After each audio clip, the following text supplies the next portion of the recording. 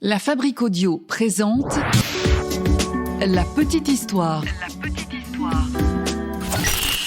www.lafabriqueaudio.com. Aujourd'hui, on va parler de la romancière la plus célèbre de notre siècle, la créatrice de la saga d'Harry Potter, Joanne Rowling, plus connue sous le nom de plume de J.K. Rowling. Certains disent qu'un écrivain ne peut pas vivre en écrivant des histoires pour les enfants, et pourtant, Joanne est la romancière qui a vendu plus de 500 millions de livres partout dans le monde. Ses romans ont été traduits en plus de 80 langues. Laissez-moi vous raconter aujourd'hui la petite histoire de Joanne Rowling. Ah ouais. Quelle histoire ça aussi. Bonjour à tous et bienvenue dans un nouvel épisode de La Petite Histoire. Je suis Florent Mounier, c'est Alina de Brocéliande qui a écrit et réalisé ce podcast de La Petite Histoire, un podcast produit par La Fabrique Audio. Retrouvez-nous sur le www.lafabriqueaudio.com et sur les réseaux sociaux de La Petite Histoire. On est sur Twitter, Insta et Facebook. Aujourd'hui, je vous invite donc à découvrir l'histoire de la maman d'Harry Potter, Joanne Rowling. Tout commence en 1965. C'est l'année où Joanne voit le jour, à l'ouest de l'Angleterre. On est dans la petite ville de Yate, plus précisément un 31 juillet 1965. Joanne, que tout le monde appelle affectueusement Jo, c'est la fille aînée d'Anne Volant, et Peter James Rowling. Alors c'est un couple simple et heureux, Anne et Peter. Anne travaille en tant que technicienne de laboratoire, tandis que Peter, lui, il est ingénieur en aéronautique. Et tous les deux, ils rêvent d'avoir un enfant. Et même précisément, ils rêvent d'avoir un garçon. Mais le destin en décide autrement, et c'est donc une petite Joanne qui fait son arrivée. Son enfance à cette Joanne se passe plutôt très bien. La maman entretient un joli lien avec sa fille Joanne, et elle lui transmet sa passion débordante pour les histoires et pour la littérature. Et pas n'importe quelles histoires, non, des histoires d'enchantement, des histoires d'aventure, des histoires qui permettent à Jo de laisser libre cours à son imagination. Alors la famille vit à Yate jusqu'en 1969, et là, 1969, la famille déménage pour s'installer à quelques kilomètres de là, c'est dans un autre village, Winterbourne. La maison est plutôt grande à Winterbourne, et Jo vit là-bas les plus belles années de sa vie d'enfant. Et d'ailleurs, cette enfance dans cette belle maison va l'inspirer plus tard, notamment pour le décor du fameux Fort Private Drive. Les premiers pas de Joanne en tant qu'écrivaine remontent à ses 6 ans. C'est à ce moment-là qu'elle écrit sa première histoire, Un lapin nommé Rabbit. C'est une histoire qu'elle fait découvrir ensuite à sa petite sœur Diane, puis à sa maman Anne. Toutes les deux lisent cette histoire avec attention. Sa sœur et sa mère sont émerveillées par les péripéties rocambolesques de ce jeune lapin. Et cet enthousiasme familial encourage évidemment Joanne à continuer à inventer des tas d'autres histoires et à les partager, ces histoires. Alors près de la maison familiale, il y a aussi d'autres enfants. Ce sont les enfants de la famille Potter. Ouais. Ce nom vous dit peut-être quelque chose. En tout cas, ce sont des enfants avec lesquels Joanne se lie rapidement d'amitié. Et lorsque les demoiselles Rowling et les enfants Potter jouent ensemble, tout est possible. Les plus grandes aventures s'inventent ici. Joanne crée des scénarios à n'en plus finir, des histoires toujours orientées sur l'univers de la magie. Et pour faire vivre ces histoires, on a besoin de déguisements, de chapeaux pointus, de baguettes, de sortilèges, de potions, tout est au rendez-vous. Allez, un petit saut dans le temps, nous sommes désormais en 1974. Jo a alors 9 ans et elle va vivre un événement qui va la marquer à jamais, puisque c'est à ce moment-là que Joanne perd sa grand-mère. Sa grand-mère, c'est Kathleen, une mamie pour qui elle a un fort attachement. Et en plus, ses parents au même moment décident qu'ils vont déménager. On va partir vivre à la campagne, dans un petit village tout près de la frontière du Pays de Galles. Un village nommé Tutchill. Donc là, c'est franchement une mauvaise période pour Jo, qui du coup ne garde pas du tout de bons souvenirs de ces années-là, et qui associe ce nouveau village un petit peu à la mélancolie, à la tristesse. En plus, Jo, elle est un peu timide, donc elle a du mal à se faire des amis. Pourtant, elle est très intelligente, et elle fait partie de ceux qui ont les meilleurs résultats scolaires de la classe. Mais ça ne l'aide pas vraiment à mieux s'intégrer. On la traite souvent d'ailleurs d'intello. Et puis ajoutez à ça qu'elle a une peur bleue de son institutrice, une femme sévère qui n'hésite pas à faire des groupes dans la classe. Elle divise la classe, elle divise les jeunes enfants en fonction de leur niveau de réussite.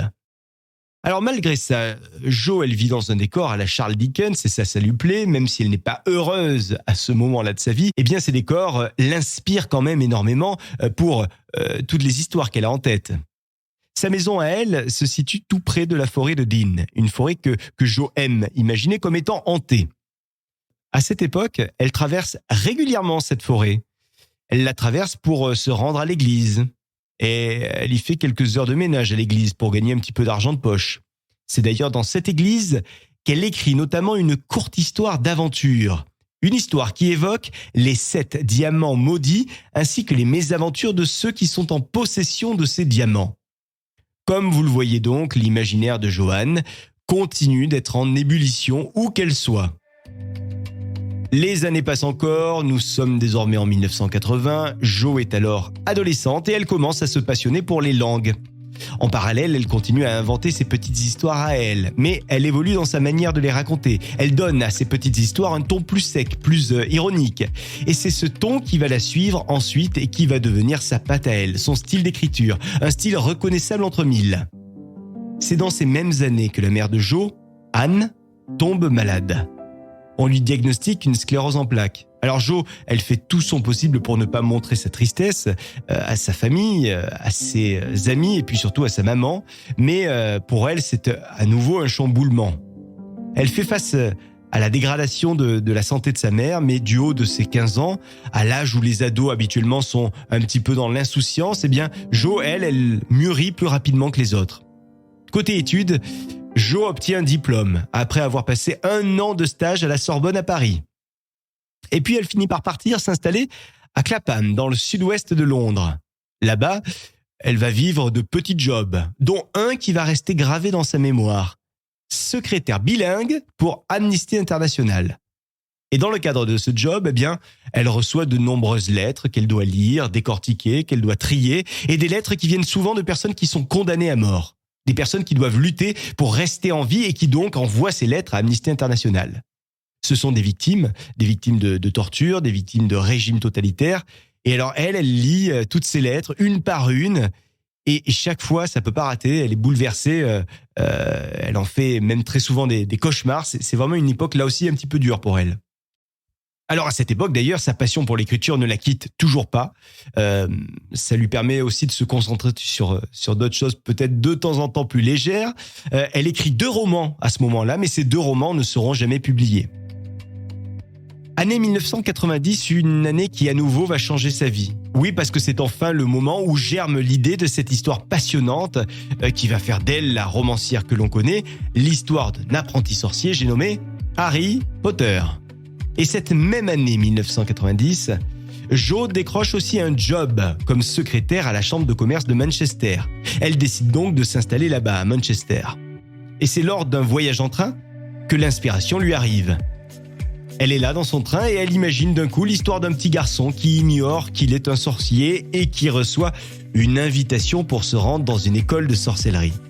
Alors que le train est en marche, faut imaginer dans quel état Jo se trouve.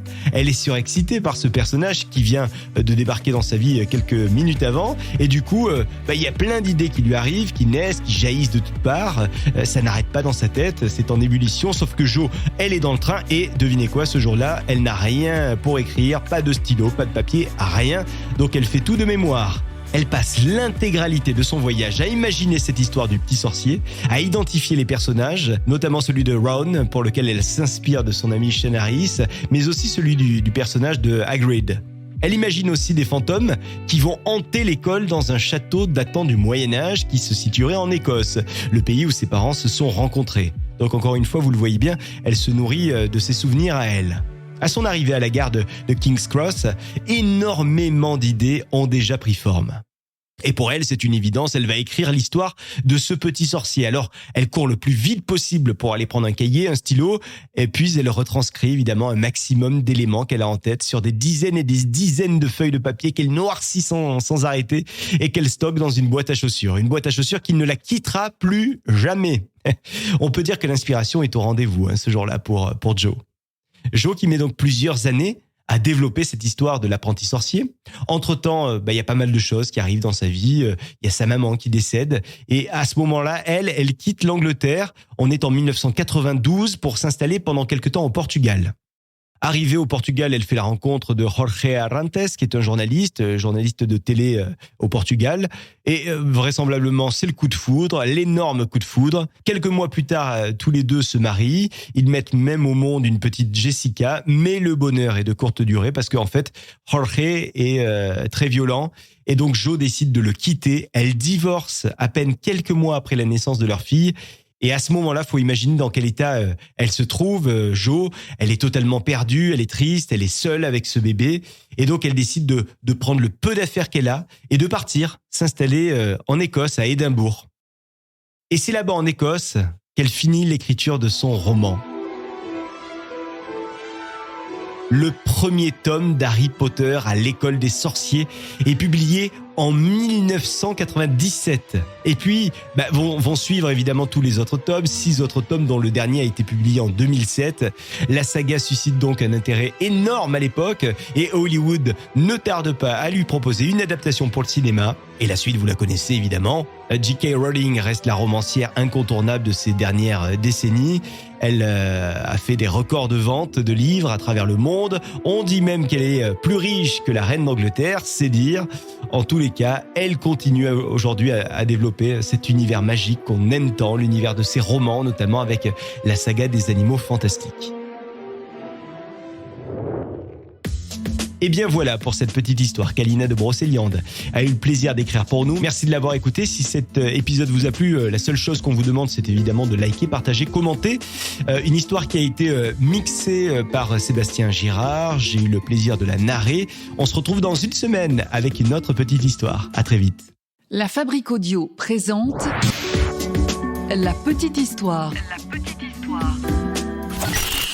Vous souhaitez devenir sponsor de ce podcast ? Contact @lafabriqueaudio.com. Vous êtes un lieu culturel, une asso, une entreprise. Sachez que la Fabrique Audio crée des contenus pour vous, avec vous. On a plusieurs formats à vous proposer. Si vous avez envie d'en savoir plus et qu'on en parle ensemble, n'hésitez pas. Contact @lafabriqueaudio.com. La Fabrique avec un K. À très vite.